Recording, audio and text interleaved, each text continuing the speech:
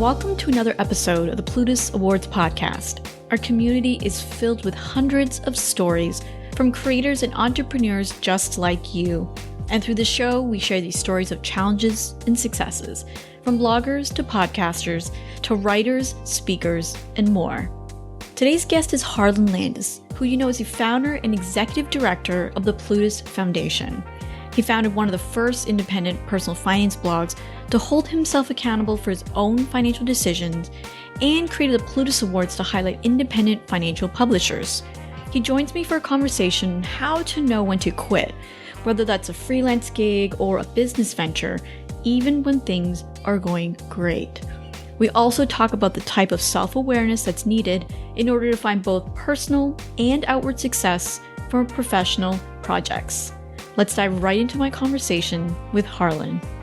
So I want to start off with the idea of priorities or prioritizing certain aspects of a business. And so I am really curious to hear about the planning or the thought process behind some of the decisions that you're grappling to make really with the Plutus Voices events that are coming up. Yeah, absolutely. Plutus Voices has been, I will say, it's interesting kind of dealing with that throughout the pandemic and deciding what we're going to do. I mean, some decisions I think are pretty obvious and others are, well, what are we going to do that's going to work for us? Can you tell me some of the questions that have been coming up as you're planning for Plutus Voices? Sure. Well, we knew as soon as COVID came around, we had in 2020 planned several Plutus Voices events. We knew right away that those had to be postponed. There was no doubt about it. So we postponed them and we kind of left it up in the air. And just so everyone knows, Plutus Voices are events. They happen in person. They're in-person events. And they pull together people from within this community, financial influencers, writers, speakers, podcasters, and we provide them a program that helps them make an impact with their audience. And it's a really fun event that involves a lot of networking and brainstorming and just talking about some really interesting ideas on how they can have an impact. The first ones that we did prior to COVID were excellent events. We got rave reviews from them, and it's been really fun putting them together. So we wanted to continue. And then in 2020, we had to put those off due to COVID. And as things started turning around, we started planning them again for 2021. And now we're grappling with the question, okay, the Delta variant has been making a mess of things, and we thought we were sort of recovering, and now we have cities across the country that have no available ICU beds. We've got peak infection rates going up again. So the question is, do we still have these events? Where is it safe to do that? And, just how do we decide how we're going on with this program? Yeah, and we talked about this before we hit record, was there's just no easy answers for anything in business and by extension life. And COVID's definitely one of those where something happens that's out of your control, and how do you respond to it? And I am curious, for in-person events, I know they are planned way, way, way in advance. And so when you have something that you're used to planning way, way, way in advance, and now you're having to wait maybe day by day or week by week, what sorts of preparation, so to speak, are you having to make in case there are lots of last minute decisions that you have to make? Yeah, well, let's go back to last year's Plutus Awards, and I'll take you through the thought process there. We were planning to have an in-person event at FinCon for the 2020 Plutus Awards. The award ceremony, it's a great event that we have in person. Usually hundreds of people are there in the audience, and we just put on a great show. So we were planning to do that in person, and even when COVID hit in March, we were still thinking, well, maybe there's a chance that FinCon is going to be held in person. Maybe there's a chance that we're going to have the Plutus Awards there. So a lot of our decision-making was based on many things that were beyond our control. It was based on what FinCon was going to do, what the state of the country was. Even if COVID had dissipated by then, and turns out that there was a little bit of a lull there. Even so, would people feel comfortable getting together in a large group? And could we pull off all the safety requirements that we'd need in order for that to happen? And this is before vaccinations as well. So we went ahead and, we didn't do this perfectly, but we learned from these lessons in that we didn't start as early as I would have liked, but we did give ourselves a lot of room in order to make it a purely virtual event, which was not done live. Everything was pre-recorded. And we were able to put together a video that once it was determined that FinCon would also be virtual, we were already ready with our pre-recorded virtual program that we were just going to stream live. And we did that with partnership with FinCon. And so for this year, now up until weeks ago, we were dead set on having an in-person event along with FinCon again this year. And that was really until Delta started having a big effect on COVID throughout the country. So again, we're a little further behind than I would have liked. But the plan right now is to have some contingencies. By the time this airs, there might be some decisions that have been made, but right now we're planning to have some people in person, and if there is any portion of the show that needs to be virtual and either pre-recorded or live, we'll be prepared with that. But we're just paying close attention right now, and the name of the game is being flexible and having contingency plans so that whatever changes in the next few weeks, we'll be able to easily adapt and we'll be prepared to just put together the best show we possibly can, given whatever the circumstances are. Yeah, it's very true. I mentioned I went to a conference, podcast movement a couple of weeks ago, and I called it weird. I'm going to, I guess, air quote that weird because of all of the contingency plans I'm sure that the organizers had to have put in place for that event to even happen. I guess the larger question there really is about the idea of priorities, like what you want in a business. So in your case, it's putting on an event, a Plutus Awards, but for listeners, maybe it's, well, I want my business to go this way, but it's going to go this way. And now I have all of these different priorities. How do I pick which one to go towards? And so I'm curious if there was ever a time as you were ramping up the Plutus Foundation, were there any kind of competing priorities, and how did you figure out which one to, let's say, work on first or which ones to eliminate? Yeah, that's a really good question. And I think, for the Plutus Foundation, it came out of the Plutus Awards. The Plutus Awards have been around for 11 years. And from that, I kind of decided to take it further, take the Plutus Awards further. And that's where the Plutus Foundation came in. It really gave me and other people who had like-minded ideas a way to give back to this community in a way that's a little more formalized rather than just kind of doing it behind the scenes, which is great too for those who do that. For me, there's been a shift over the past few years and a shift in priorities. The grants and everything else that we do at the foundation, the awards, these are all very, very important. But we've started to become more of an events-based organization, which wasn't my intent from the beginning. But it turned out that I think doing Plutus Voices has been so rewarding for the people involved with the organization, for the people who attend, that we've shifted gears there. And I think part of setting priorities is being able to evaluate how things are going and change gears when necessary. Even with Plutus Voices through COVID, there were a lot of suggestions. Well, why don't you just take Plutus Voices virtually and continue with that? Now, for me, the value of a Plutus Voices event is specifically what you get from being in person with people, the close networking, the bouncing ideas off of each other, and the whole experience of that event. It just can't be replicated well virtually. But we did prioritize putting together some other virtual events throughout COVID.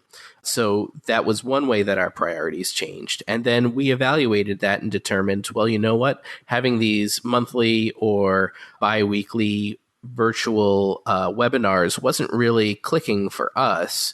And so we kind of turned that into a once a year virtual event, which we may turn into an in-person event. So once again, we're focusing more on these events now because that seems to be a great way to fulfill our mission. It's just different from what the priorities were when we started, and that's okay.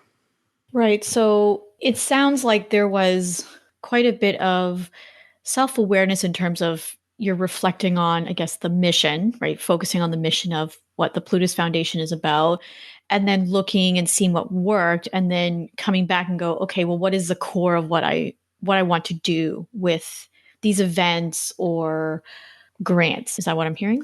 Yeah, absolutely. And I think people talk about this a lot, I guess, in, kind of the self-development community. They say, what's your why, right? The Plutus Foundation, we call it a mission, but if you're not a service-based organization, you don't necessarily try to help people, or it's, you don't have a mission, you're not a charity, you're not an organization like that.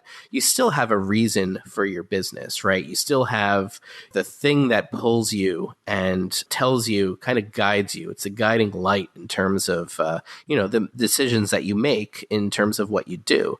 And so you can look at that why and you can say, okay, well, for me to fulfill that, these are the things that I need to do. And then you do those things, and then you take a step back and evaluate whether it worked for you and whether it served your why or your reason or your mission, whatever you want to call it.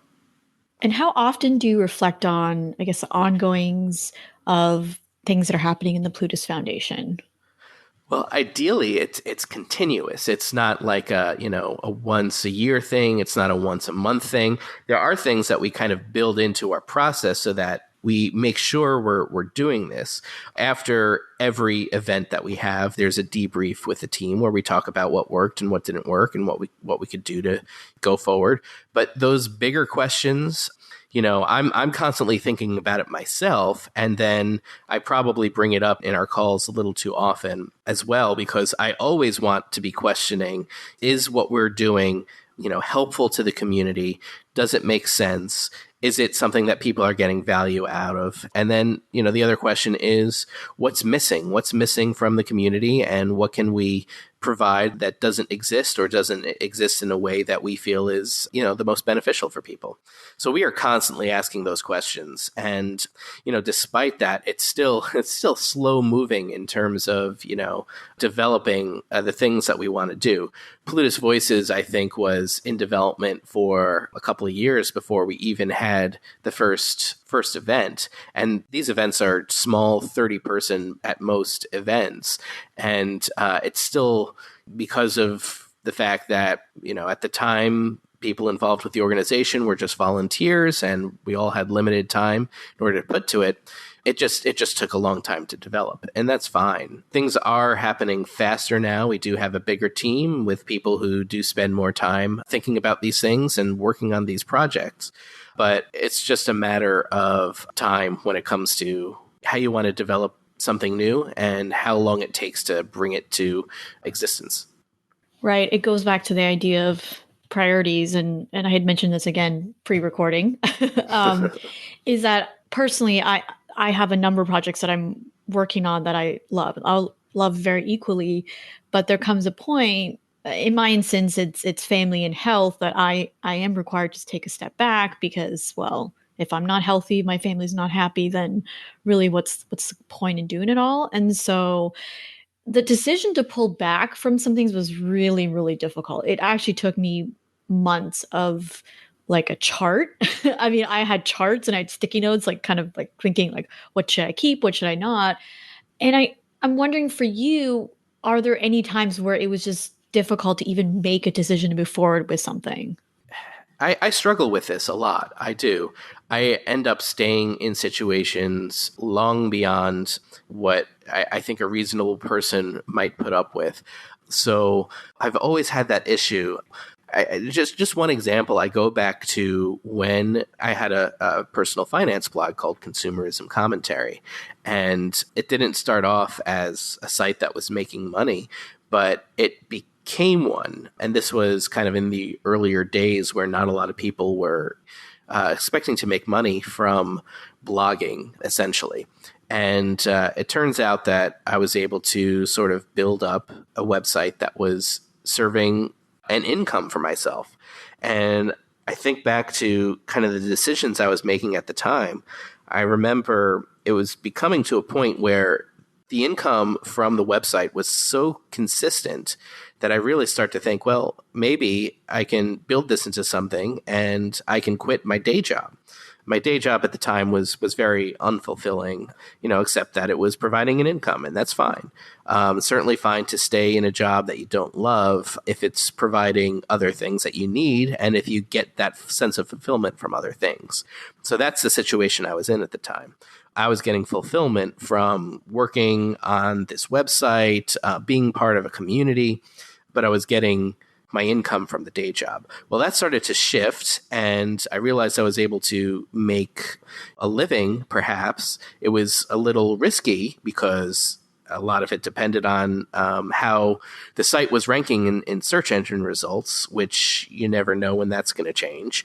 So my goalpost kept changing. I said initially, okay, when I am earning as much from the website as I am earning from my day job, that's when I'll pull the trigger and I'll say, okay, that's enough money. I'll be able to quit my day job and start working on the website full time.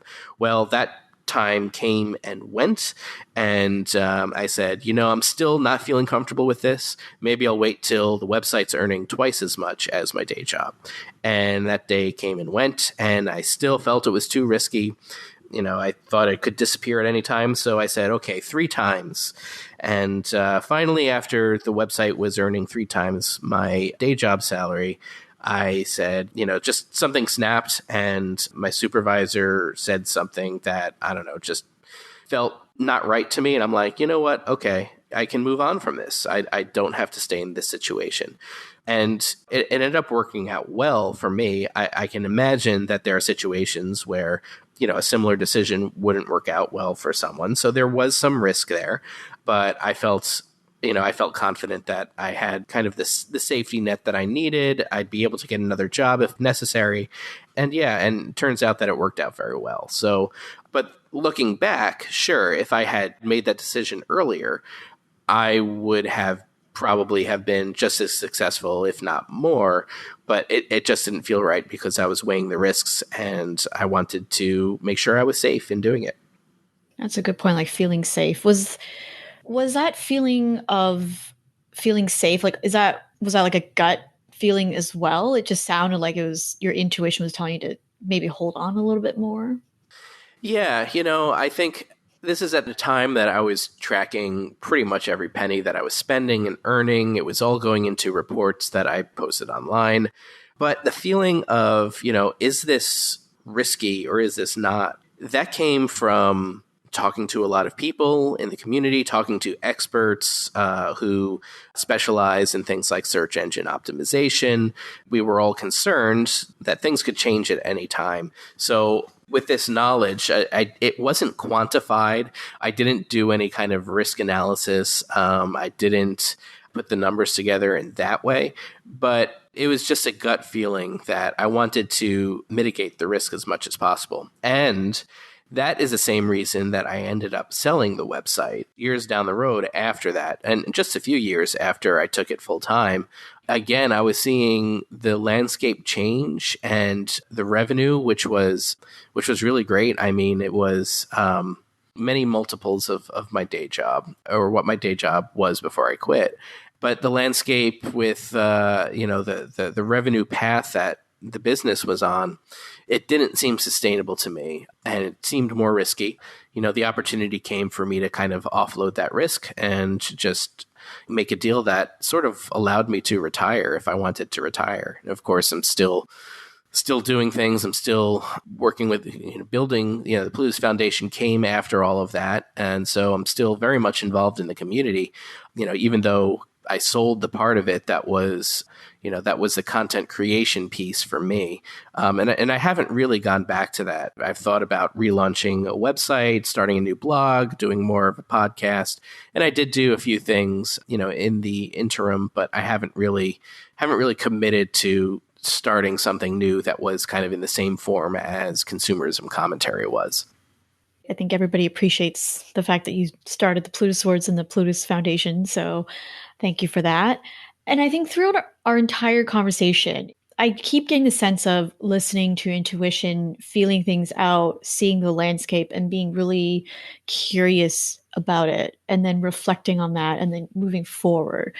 And so, if someone were to make a decision about the trajectory of their business, and there seems to be a lot of competing priorities, how would you help them start listening to themselves and their intuition as a way to move forward? Well, there are so many things that you can do. I think some people's intuition works out well and others people doesn't work out well. But I think you have to tune your intuition a little bit. Intuition just doesn't come from nowhere. Intuition comes from trying things, getting some experience, and looking for those patterns. Now, I am not a big fan of patterns. I think we as humans look for patterns and identify patterns when there aren't patterns. And then we feel, it helps us feel comfortable with the world when we see things as patterns. But I think when it comes to business decisions, and when you're not making decision where lives depend on you making the right decision, there's the potential for you to try things and make mistakes and learn from those mistakes, adapt, and adjust. We've tried lots of different things with the Plutus Foundation in terms of events and webinars and just social media campaigns and fundraising. We've gone through many different roads, and some of them people won't even remember now because it's so far in the past that it didn't even register, because we saw them and determined it wasn't working for us and then adjusted. So I think if you want to trust your intuition, the best way to do that is to get your intuition primed. And the way to prime your intuition is by trying lots of things and seeing what works and really evaluating it as you go along and taking a moment to reflect, sure, but don't let that get in the way from stopping you from trying more things. Awesome. Well, thank you, Harlan. And obviously we know where to find you online. Here. Yes, exactly. But before I let you go, do you want to share a little bit about the upcoming Plutus Awards and hopefully some of the upcoming Plutus Voices events that are going to happen? Yeah, I mean, I think the best thing right now as we're recording this is there are so many things up in the air. I will tell you that the Plutus Awards will be on September 23rd. And it will be in Austin, Texas in some form at FinCon. And I think, if you're going to be at FinCon, then you should definitely attend the awards. It's going to be a big celebration of this community, the biggest one we've ever done. And our hosts, Joe Salsihai and Natalie Torres Haddad, are amazing. They're fantastic. Joe hosted last year, and it was so fun and so funny.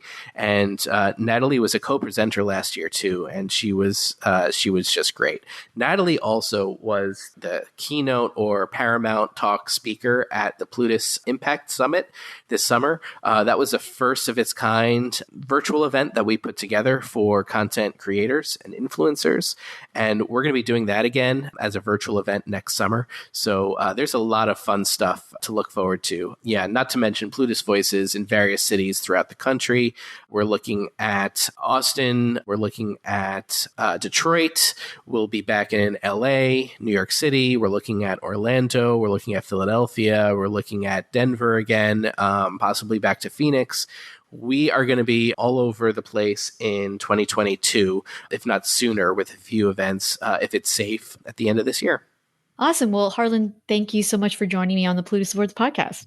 Yeah, thanks for having me, Sarah, and thanks for everything that you've done. I hope you enjoyed today's episode. Let's take a look at some lessons we can learn from a conversation with Harlan. Lesson number 1 is to make reflection a regular part of your business planning process. So as you heard about what I mentioned in terms of journaling and what Harlan does, it's really important to think about what things are going well, what things are not going well, and anything that you really want to let go of. Again, even if it's going well or even if it's good, because sometimes the things that are going good can detract you from opportunities that are even better. So you can do it every week, every quarter, every month, however you want to integrate that into your business planning process is really important. Lesson number 2 is that you may disappoint people when you quit. So we didn't necessarily allude to this in our conversation, but part of the reason why you might feel a bit weird, I guess you can say, when you're quitting something that's going good is that there are other people involved and maybe you're afraid of disappointing them. And that can happen whether or not you have a project that's going well or not. So look inside and find some way to come to an agreement maybe, or a way to break the news gently to someone, especially if, let's say, you're in a business partnership. Lesson number 3 is there will always be opportunities out there, even if you leave one now. If you've been in business for a while, you'll know that there's this up and down with entrepreneurship. And so when things are feeling low, or you're worried about leaving a project or letting something go, you'll know that something is probably there around the corner. And if you're just starting out, you're in for a marathon. So be prepared for the highs and lows of entrepreneurship. That's it for me, and thank you so much for listening to the Plutus Awards Podcast. If you're interested in collaborating with other financial bloggers, podcasters, influencers, and more to chat about your work, interests, ask and answer questions, come join our Facebook community. Search for Plutus Community in the search bar or head to facebook.com/groups/Plutus Community. We hope to see you there and get a chance to support you and your amazing work.